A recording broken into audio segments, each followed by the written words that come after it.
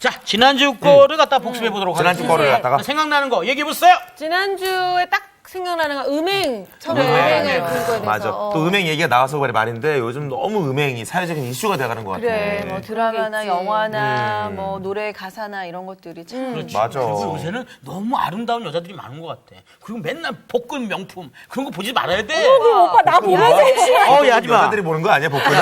난 광만 쳐다보고. 복근.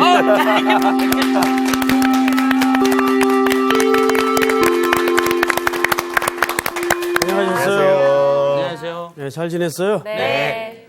네, 반갑습니다. 우리 지난주 공부한 거 조금 한번 건드려보고 네. 본문으로 들어가겠습니다. 지난주 주제가 음행이었는데 네. 자 우선 음행이라는 정의부터 한번 내려볼까요? 우리 장공화 학생. 네. 네. 음행이라고 하는 정의, 팩트에 대해서 말씀하셨던 게 기억이 되고요. 그 팩트 안에는 숨겨져 있는 성경적인 다른 메시지들이 있는데 우리가 알고 있는 음행이 전부 이 성경에서 지금 우리가 본문에서 말하고 있는 아니 음행의 음행. 뜻을 얘기하라고. 음행은 제가 얘기하겠습니다, 선생님. 음행의 음행은 뜻은- 하나님을 떠나는 걸 음행이라고 아니야. 음행은 부부 관계 이외에 뭐 어떤 그런 행위 다른 하나님을 사람과의 모든 떠나는 것들을. 아, 그 답이었을까요? 그거지. 음행이야. 네, 우리 조소희 학생이 아주 단순한 답인데 정답을 했어요. 늘 명쾌해요, 우리는. 깊은 뜻이 아니었구나. 네. 그러면서 그 고린도 교회의 음행의 문제는 또 다른 문제를 안고 있었죠. 네. 네네. 그것을 누가 한번 설명할까요? 그게 교만에 대한 문제였던 것 같아요. 네, 너무 결론으로 가지 말고. 음행에 대한 깊은 뜻으로. 돈 물질적인 것을 이렇게 하다 보니까 하나님보다 사람 중심으로 가서 그게 더 이제 왜 아버지의 아니, 아내. 그게 아니라 그 도시 자체가 굉장히 이방 신들이 많았습니다. 그 신들이 자체가 음행했어요, 많이. 신으로까지 가시나요? 자, 여기 봐요. 네. 전부 이제 부분적으로 얘기를 했는데 종합을 해보면 다행이다. 고린도 도시의 성격에 대해서 얘기를 했죠. 이 음행의 문제는 고린도 도시의 하나의 삶의 경향이었어요. 그것이 어디로 들어왔죠? 교회 안으로 교회로. 들어왔어요. 네. 근데 교회 안에 어떤 특정 사건을 예를 들었죠. 네. 아비의 아내. 아내, 아버지의 아내라는 말은 내 어머니라는 얘기가 아니고 네. 이거는 첩이나 계모. 또는 계모 네. 정도의 개념을 얘기합니다. 네. 근데 이때 어머니가 아버지가 일찍 돌아가셨구나. 죽었을 경우에 네. 자연히 재산이 누구에게로 가게 돼 있죠? 아내한테. 네. 바로 이 사람들에게로 가게 돼 있으니까 네. 아들이 계모랑 결혼하는 거죠. 그렇죠. 이게 신명기에서 나오는 아주 금해야 될 법 중에 하나죠. 신명기 27장에 보면 계모와 관계를 하지 않도록 법으로 정해져 있죠. 되게 많았나 봐요 그러면. 법으로 많았죠. 정해질 정도. 그럼요. 인류 역사가 존재한 이래 이런 불법한 일들이 많았습니다. 이래서 세상의 아들과 아버지의 아내들과 이런 금전적인 문제로 그냥 아무 도덕적 개념 없이 결혼을 합니다. 그래 이런 일들이 교회 안에 있었단 말이에요. 네. 그러면 이런 경우들은 주로 있는 사람들에게 벌어질까요? 없는 사람들에게 벌어질까요? 있는 사람들. 그렇습니다. 그러다 보니까 그들이 교회 안에 차지하고 있는 금전적 퍼센티지가 크다 보니까 네. 교회에서 이것을 내쫓지를 못하고 있었어요. 그런데 이것을 사도 바울은 너희가 교만하여져서 내쫓지 아니하였다.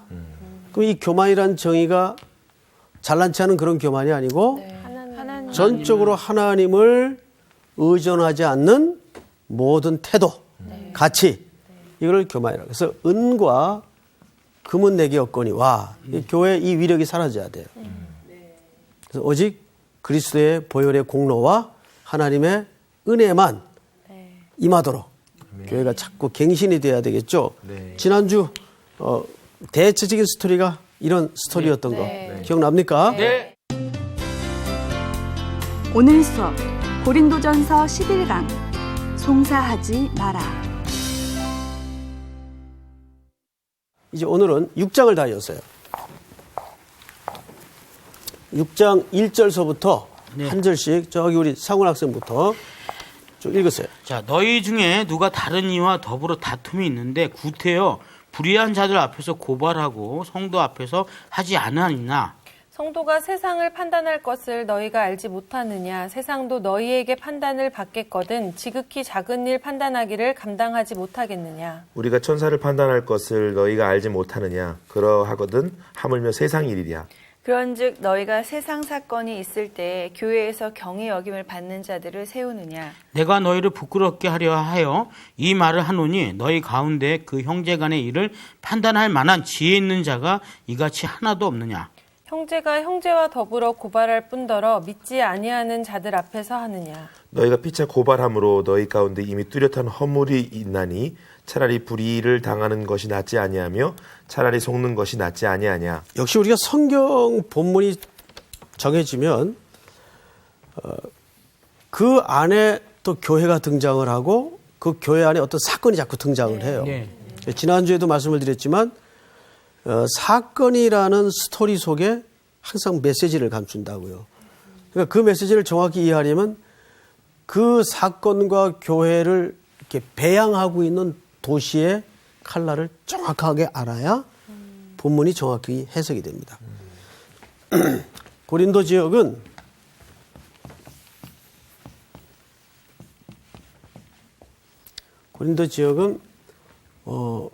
어느 제국 밑에 편입돼 있었죠? 로마 제국 하에 있었죠. 로마 제국에 형사법이 있고 그러니까 법 질서가 있겠죠. 네. 또 행정 질서가 있고 이런 문제는 대체적으로 고대 시대였음에도 불구하고 굉장히 공정했어요. 그리고 그 식민지 국가의 자치권도 일정 부분 허락을 했고 대체적으로 공정했는데 공정성을 유지하고 있었는데 어디서 민사 쪽에서 굉장한 부패가 일어났어요.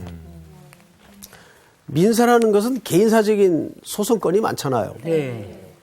그러다 보니까 로마 관리들이 이런 송사가 들어올 때 형사건에 대해서는 공정한 잣대를 가지고 처리를 하는데 이것이 개인사적인 일, 민사 쪽으로 들어올 때는 이제 테이블 밑으로 거래가 오고 가는 거예요. 그래서 많이 치부를 그 수단을 통해서 쌌습니다. 이런 부패가 고린도 도시에도 굉장히 만연했습니다. 게다가 여러분들이 알고 있는 것처럼 고린도 도시는 쩐의 전쟁이었어요. 항상 돈이 흐르는 그런 도시였기 때문에 이쪽에 주둔되어 있는 로마 행정 관리들이 그런 쪽으로 많이 그 착취를 하고 착복을 했습니다. 자, 그런데 이러한 것들이 교회 안에 영향을 주었다고요. 참 이게 참 안타까운 게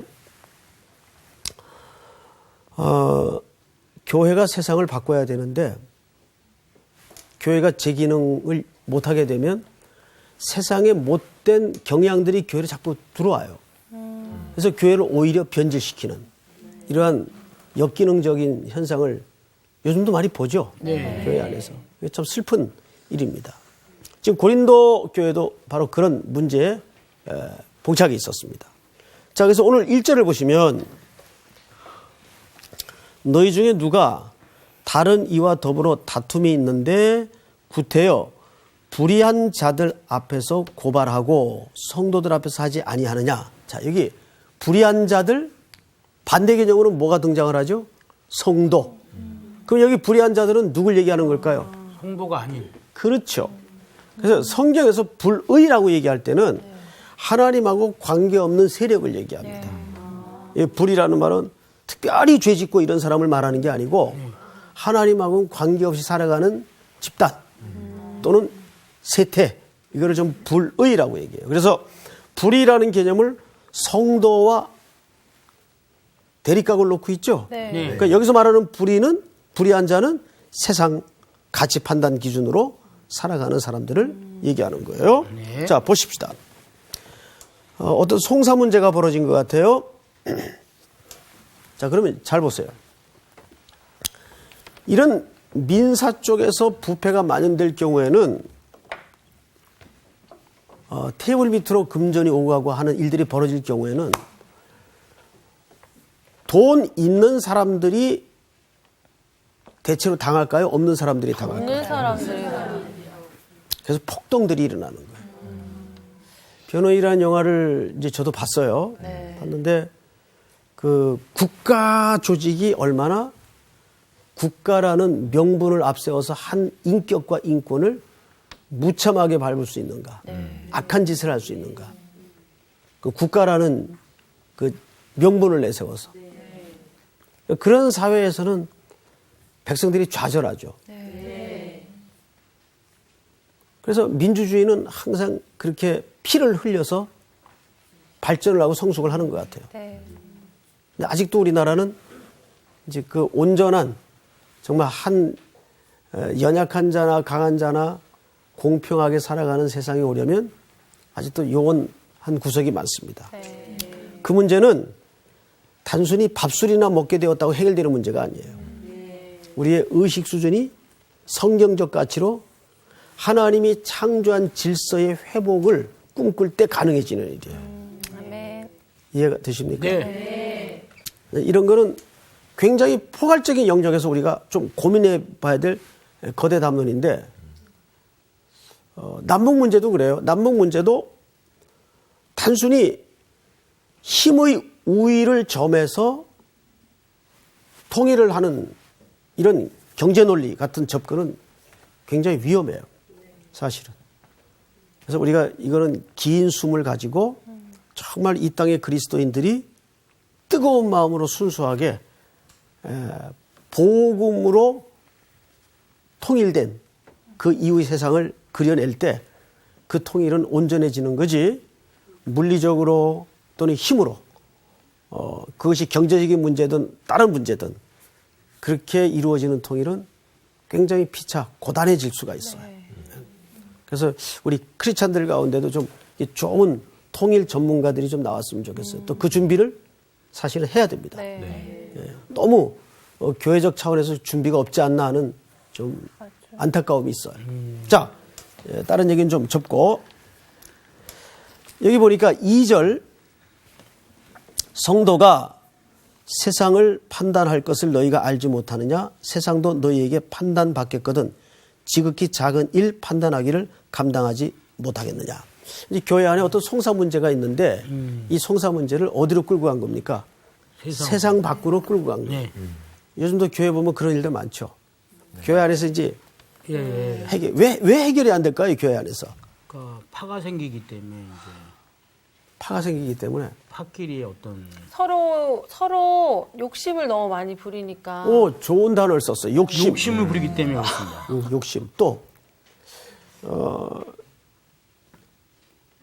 이제 개인적인 생각입니다만은 이미 한국 교회는 그런 자정 능력을 잃어버리지 않았나 하는 생각을 갖습니다.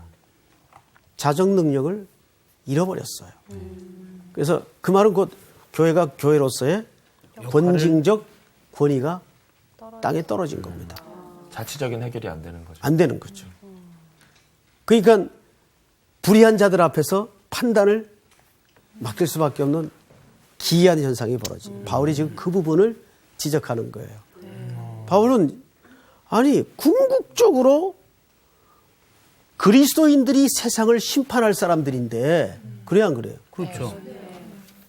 그런데 거꾸로 왜 교회 안에 문제를 세상으로 끌고 가서 그 사람들한테 시시비비를 갈아달라고 하느냐. 이건 너무 아이러니 아니냐. 정확하게 그 얘기입니다. 그러면 여기에서 우리가 한 가지 명심해야 될 게 뭐냐면 우리 2주 전인가 그 종말론적 시각의 삶에 대해서 공부를 한 적이 있어요. 이게 전부 그 문제하고 연결이 되는 겁니다. 자, 마지막에 이 세상을 심판할 무리가 누구들입니까? 세상이 우리를 심판해, 우리가 세상을 심판해요. 우리가 세상을 심판. 우리가 세상을 심판하죠. 우리 상훈 씨가 2절을 다시 읽어보세요. 그 얘기를 사도 바울이 지금 하고 있는 거예요. 성도가 세상을 판단할 것을 너희가 알지 못하느냐? 세상도 너희에게 판단을 받겠거든 지극히 작은 일 판단하기를 감당하지 못하겠느냐? 아멘. 자, 보세요. 그래서 오늘 이 본문에서 사도 바울이 첫 번째 강조하는 게 뭐냐면 종말론적인 실제의 삶을 각성시키는 겁니다. 첫 번째가.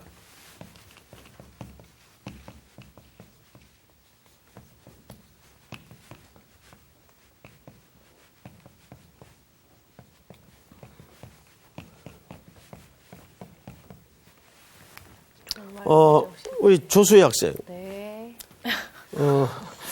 대답이 왜 그래요? 찜찜한데? 질문을 해도. 종말은 언제부터 언제까지가 종말이에요? 종말이요? 네. 종말은 여러 단계가 있죠? 네. 예수님이 오셨을 때부터. 네. 네. 지금까지 네, 계속. 큰 의미에서는 종말이라고 합니다.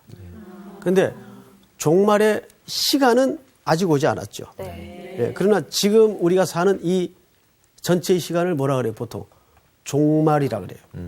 그러니까 지금 조수희 학생이 말한 것처럼 예수 그리스도께서 이 땅에 오신 사건부터 이미 심판이 시작이 된 거예요, 사실은. 네.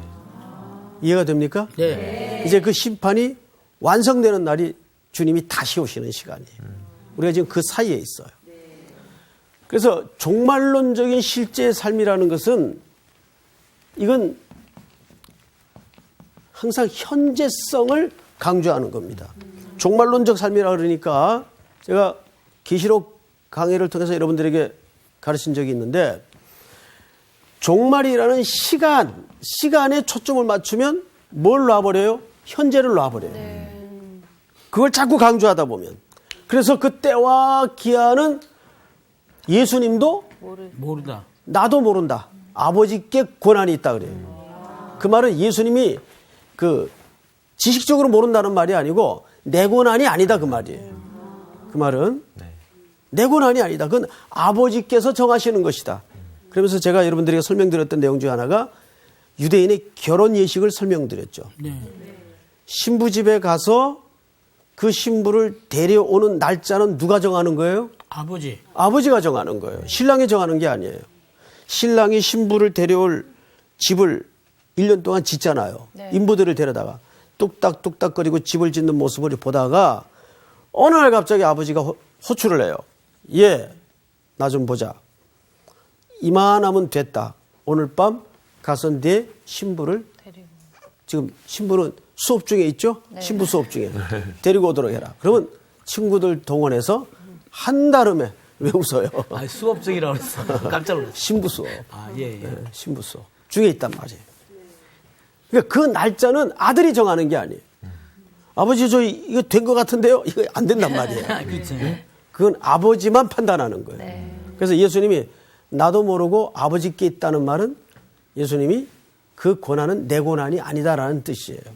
자, 그런데 맨날 그 종말론주의자들 뭐 10월 24일 날 오실 것이다.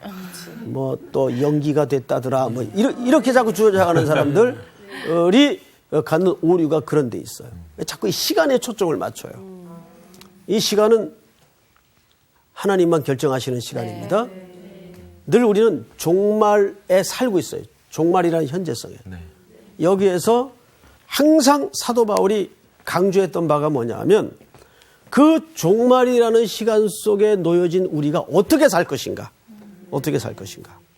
그래서 사도 바울이 여기서 첫 번째 뭐냐 하면 아니 장차 마지막 판단을 성도들이 할 텐데 왜 알지도 못하는 불의한 자들 앞에 이 문제를 끌고 가서 교회의 문제를 끌고 가서 판단을 해달라 그러는 이런 어리석은 일들이 어디 있느냐라고 그렇죠. 지금 고린도 교회 성도들에게 책망을 하는 거예요. 근데 이 책망이 어디로 번지는가 한번 보십시다. 자, 성경을 보세요. 3절을 우리 저기 광우 학생 한번 읽어보세요. 우리가 천사를 판단할 것을 너희가 알지 못하느냐 그러하거든 하물며 세상 일이랴. 예, 나중엔 우리가 다 왕노릇 할 거란 말이에요. 네. 주님과 함께. 이 계시록의 약속 아닙니까? 네. 그래서 한 군데 찾읍시다. 마태복음 19장 28절을 9장 조수 약속 8절.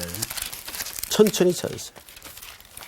예수께서 이르시되 내가 진실로 너희에게 이르노니 세상이 새롭게 되어 인자가 자기 영광의 보좌에 앉을 때에 나를 따르는 너희도 12보좌에 앉아 이스라엘 12지파를 심판하리라. 할렐루야. 아멘. 거기 분명히 나를 따르는 너희도 내 옆에 보좌에 앉아서 세상을 심판하리라.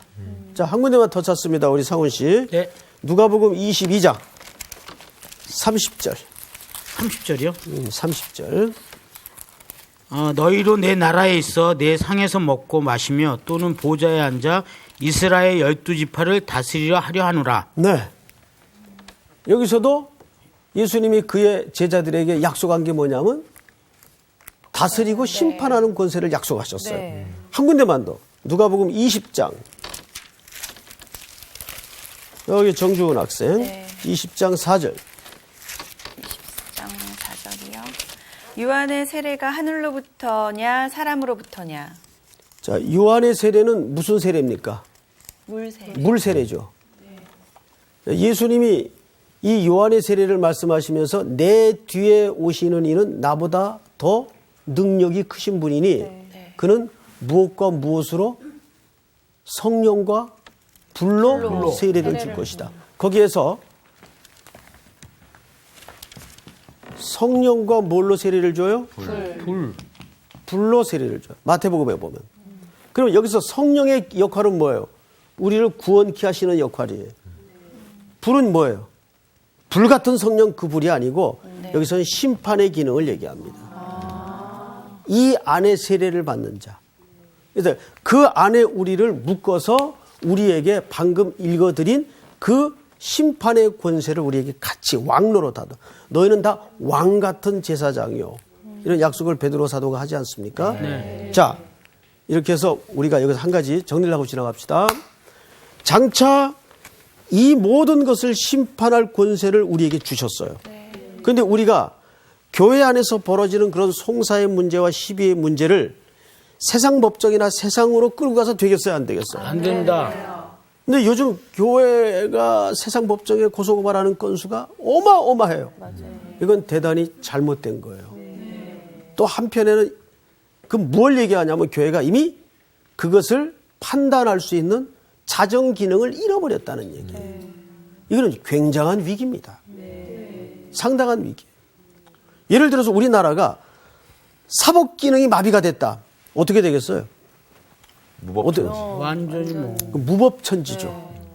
그러면 지금 우리가 속해 있는 교회가 무법천지가 돼 있다라고 비난을 받아도 별로 할 말이 없는 거예요. 이게 참 가슴 아픈 이야기입니다. 고린도 교회도 그런 일들이 지금 벌어지고 있는 거예요. 자, 성경을 또 보십시다. 고린도전서 6장 4절부터 우리 조수희 학생이 읽어보세요. 그런즉 너희가 세상 사건이 있을 때 교회에서 경히 여김을 받는 자들을 세우느냐. 내가 너희를 부끄럽게 하려 하여 이 말을 하노니 너희 가운데 그 형제 간의 일을 판단할 만한 지혜 있는 자가 이같이 하나도 없느냐. 네. 자, 여기 보시면 사도 바울이 작심을 하고 내가 너희를 좀 부끄럽게 하겠다. 지금부터 내 말을 잘 들어라. 너희가 부끄럽게 될 것이다. 하면서 하는 얘기가 두 표현을 썼어요. 형제라는 표현을 썼어요. 형제라는 표현.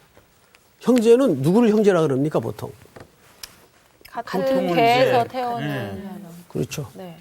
같은 배. 원래 저 단어는 정확하게 한 자궁에서 태어난 관계를 얘기합니다. 그보다 더 가까운 관계가 있을 수 있을까요? 없죠. 예. 바로 그 형제를 얘기합니다. 그런데 또 하나의 단어. 지혜. 지혜라는 단어입니다. 판단할 만한 지혜 있는 자가 이같이 하나도 없느냐 이렇게 표현을 합니다. 자, 보세요.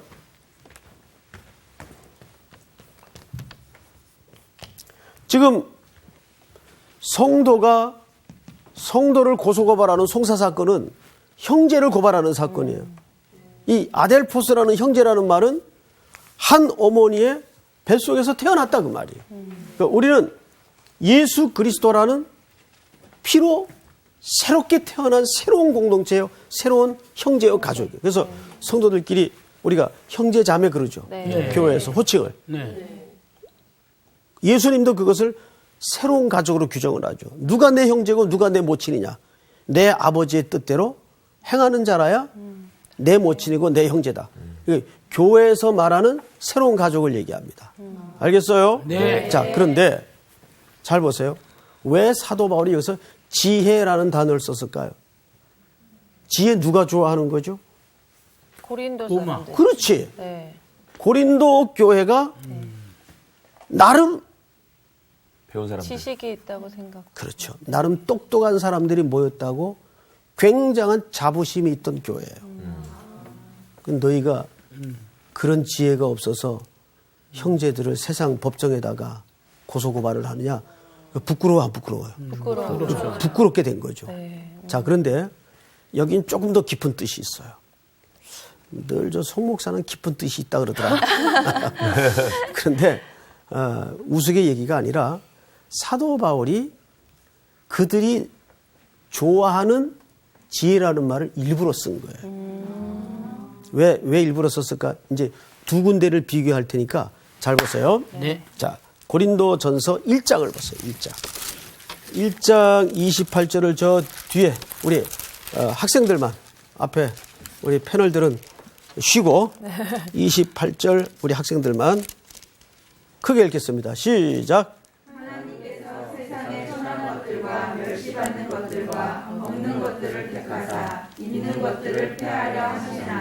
계속해서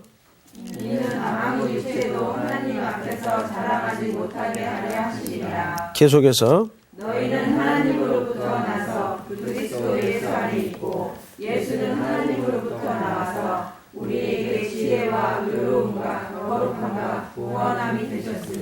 자, 절 보세요. 여기서 고린도 교회 성도들에게 예수님이 우리의 뭐가 됐대요? 지혜가 됐대요. 예수님이 우리의 지혜란 말이에요. 그러면 예수님이 우리의 지혜가 됐다는 말은 무슨 말일까요? 예수님의 하나님의 가장 세상이 알지 못하는 지혜는 십자가를 얘기합니다. 그 다음에 6장 4절을 다시 보세요. 우리 패널들만. 6장 4절. 4절 읽겠습니다. 시작. 그런즉 너희가 세상 사건이 있을 때 교회에서 경히 여김을 받는 자들을 세우느냐. 이것이 고린도 교회 성도들의 지혜예요. 얼마나 웃기는 지금 대비입니까? 그러니까 결국 예수님은 고린도 교회들이 그렇게 좋아하고 숭상하고 즐겨 쓰는 단어인 지혜라는 단어를 동원해서 그러니까 결국 너희들이 알고 있는 지혜는 참 지혜가 아니다 그 뜻입니다. 하나님은 하나님의 지혜가 뭐였어요? 십자가였어요. 십자가는 세상 사람들이 미련하게 보는 거였어요.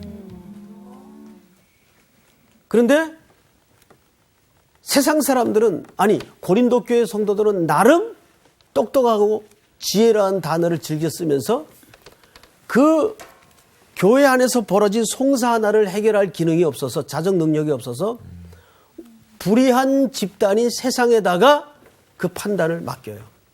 그러니까 요즘은 판사들이 교회 건수를 재판하면서 훈계를 다 해요. 훈계. 정말 부끄러운 일이에요. 이거는 어디서부터 잘못된 걸까요? 아니 여기 보면 지혜 있는 자가 없느냐 했던 게 앞에 말씀과 이렇게 연결을 해보면 네. 우리 교회도 지금 현재 교회도 그런 거 보면 진정 예수 그리스도 복음이 제대로 있지 못하다는 얘기인 것 바로 같아요. 그 문제예요. 네. 그러니까 고린도 교회 성도들이 소위 지혜가 있다고 자칭한 그 지혜는 참 지혜가 아니었어요. 참 지혜가 아니었다는 말은 십자가를 통과한 경험이 없다는 얘기예요. 참된 복음을 만난 적이 없다는 얘기예요.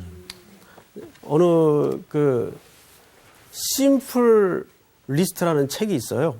뭐 최근에 나온 책인데 그 책을 읽는 가운데 앞부분에 이런 얘기가 있어요.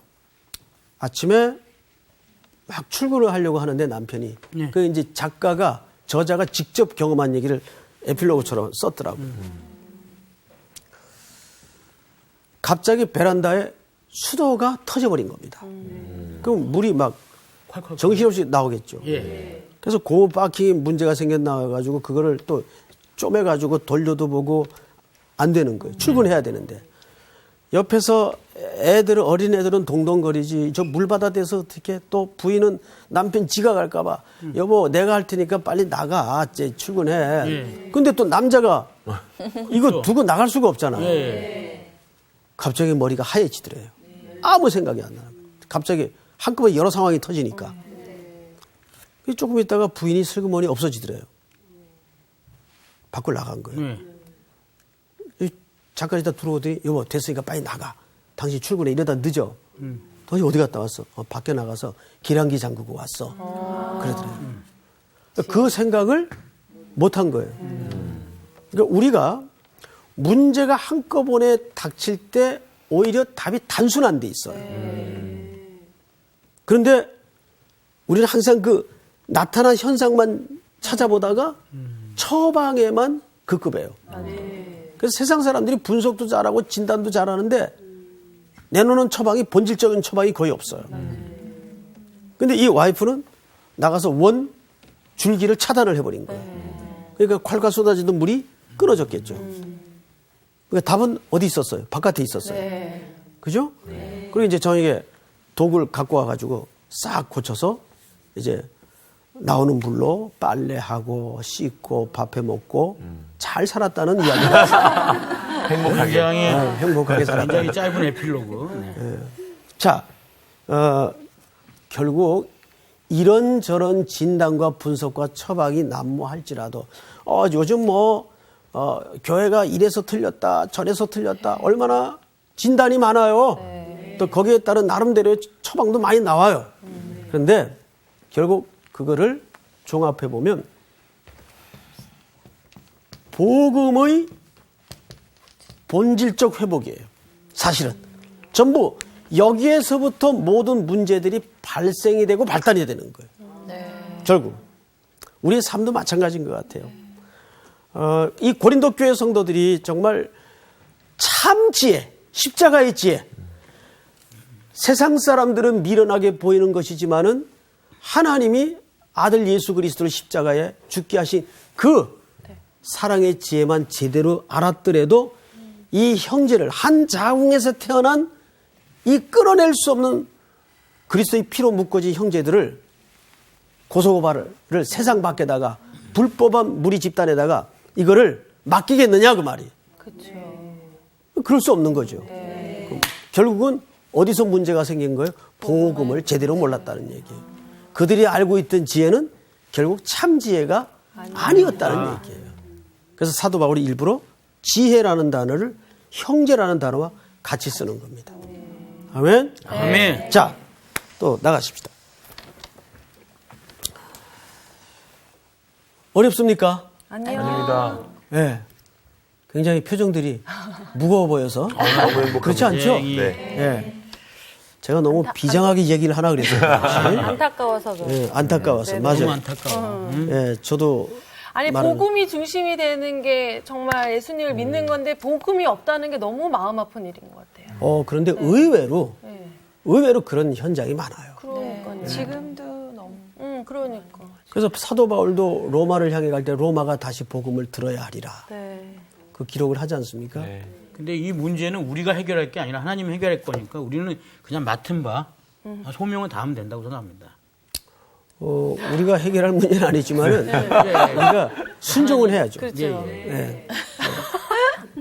갑자기 왜 그런 얘기를 해요? 늘 관점의 전환이 아니, 그러니까 너무 걱정을 하길래 그 걱정을 하나님께 맡기라는 얘기죠. 아, 예. 좋은 태도입니다. 자, 이제 마지막으로. 마지막으로. 7절을 우리 전체가 한번 같이 읽겠습니다. 시작. 너희가 피차 고발함으로 너희 가운데 이미 뚜렷한 허물이 있나니 차라리 불의를 당하는 것이 낫지 아니하며 차라리 속는 것이 낫지 아니하냐. 이게 정말 기가 막힌 얘기를 했어요.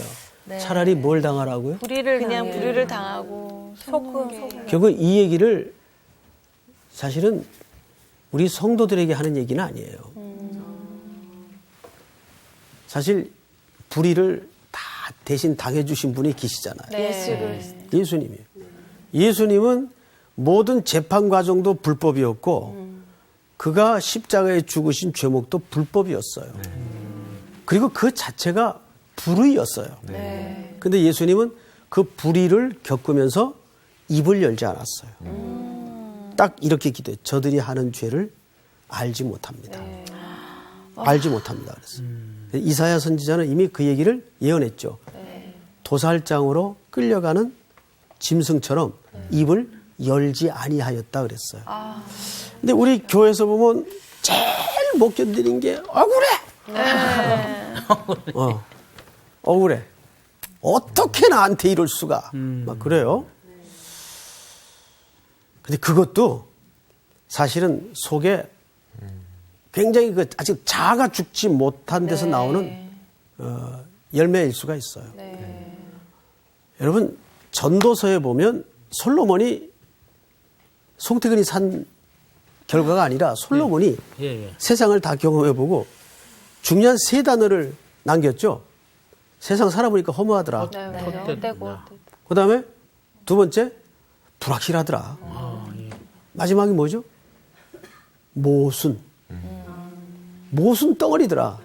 그래요, 안 그래요? 네. 세상은 모순 덩어리 아니에요. 분명히 1 더하기 1은 2가 나와야 되는데 마이너스가 된단 말이에요. 그렇죠. 그 왜냐하면 이 세상의 기초 자체가 불법이라서 그래요. 그런데 그 불법을 다 예수님이 짊어쓰고 십자가에 죽으신 거예요. 사실은. 그래서 우리가 억울할 게 있어요, 없어요, 사실은? 없죠. 없어요. 없는데 왜 자꾸 대가를 붙여? 없는데 아니마. 버트. 이제 계속 반복적으로 뭐 이렇게 좀 억울하게 좀 하거나 그러면 그걸 이제 못 참는 거죠. 그래요. 그러니까 사람이 억울한 일을 겪을 때마다 인간을 배우고 하나님의 은혜를 같이 배우는 것 같아요. 예, 저 자리가 내가 서 있었던 자리인데 그런 생각을 지울 수가 없죠. 예. 그래서 사도 바울이 여기서 7절에 불의라는 말을 그래서 쓰는 겁니다. 보세요. 불의한 자가 하나님의 나라를 7절 너희가 피차 고발함으로 너희 가운데 이미 뚜렷한 허물이 있나니 차라리 불의를 당하는 것이 낫지 아니하냐 하며 차라리 속는 것이 낫지 아니하냐. 그리고 8절을 같이 읽겠습니다. 시작. 너희는 불의를 행하고 속이는구나. 그는 너희 형제로다. 불의한 자가 하나님의 나라를 유업으로 받지 못할 줄을 알지 못하느냐. 미혹을 받지 말라. 음행하는 자나 우상 숭배자나 간음하는 자나 탐색하는 자나 남색하는 자나 10절 시작. 부족이나 탐욕을 부리는 자나 술 취하는 자나 모욕하는 자나 속여 빼앗는 자들은 하나님의 나라를 유업으로 받지 못하리라. 11절 다 같이 너희 중에 이와 같은 자들이 있더니 주 예수 그리스도의 이름과 우리 하나님의 성령 안에서 씻음과 거룩함과 의롭다 하심을 받았느니라. 이미 우리는 예수님이 불의를 다 겪어주셔서 우리는 그 안에서 이제 의롭다 하심을 인침받았다고요. 그래서 우리에게는 그러한 일들이 겪어질 때마다 십자가의 의뢰를 새롭게 늘 내 신앙 속에 갱신하면서 그것을 삶 속에서 걸러내야 돼요. 아멘. 그게 결국은 우리가 걱정할 일은 아니지만 이 땅을 하나님의 나라다웠게 만들어가는 섬세한 순종이라는 것을 잊어서는 안 됩니다. 쉽진 않아요.